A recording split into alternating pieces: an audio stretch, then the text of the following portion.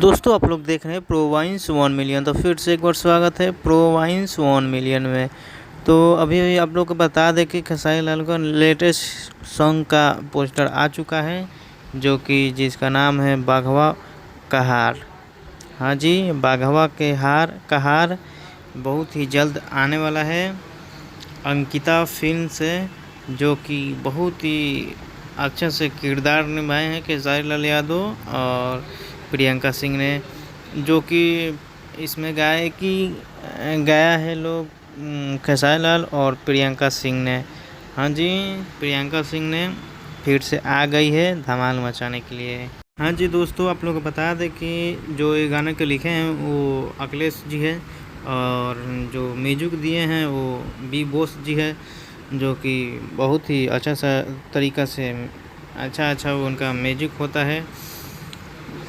तो जाइए, जा करके देखिए टीचर बाघवा बैरागर।